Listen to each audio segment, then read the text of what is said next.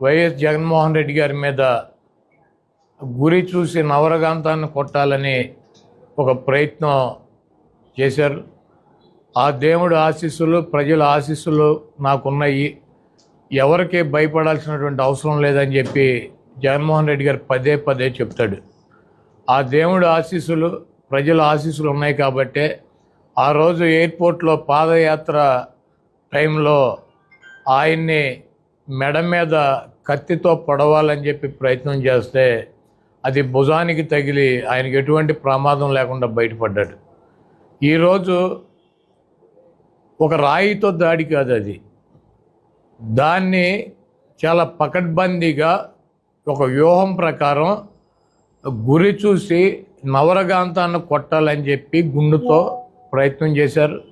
అది ఒక అంగుళంన్నర పక్కగా జరిగి, ఆయన ఎందుకంటే కదులుతూ ఉంటాడు కాబట్టి వెహికల్ మీద పక్కగా జరిగి కన్ను మీద తగిలింది.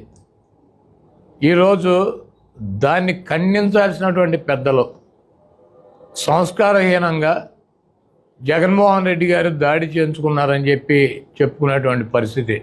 ఈరోజు జగన్మోహన్ రెడ్డి గారికి ఒక శత్రువు కాదు, జగన్మోహన్ రెడ్డి గారిని రాజకీయంగా ఎదుర్కోలేక, జగన్మోహన్ రెడ్డి గారిని రాజకీయంగా ఏమీ చేయలేక 10 సర్వేలు చేస్తే ఈ రాష్ట్రంలో కానీ ఈ దేశంలో కానీ ఉన్నటువంటి నీతి నిజాయితీతో ఉన్నటువంటి సంస్థలో 9 సంస్థలు జగన్మోహన్ రెడ్డి గారికి 125 పైన అసెంబ్లీలు, 20 పైన పార్లమెంట్లు వస్తాయని చెప్తుంటే రాజకీయంగా నిరుద్యోగులైనటువంటి కొంతమంది వెధవలు, రాజకీయంగా జగన్మోహన్ రెడ్డి గారిని తట్టుకోలేనన్నటువంటి కొంతమంది వెధవలు, అదేవిధంగా డాక్టర్ బిఆర్ అంబేద్కర్ గారి విగ్రహాన్ని 125 అడుగుల విగ్రహాన్ని విజయవాడ నడిబొడ్డులో పెట్టారన్నటువంటి కక్షతో కొన్ని వర్గాలు ఈరోజు జగన్మోహన్ రెడ్డి గారి మీద దాడి చేసాయని చెప్పి నేను భావిస్తున్నాను.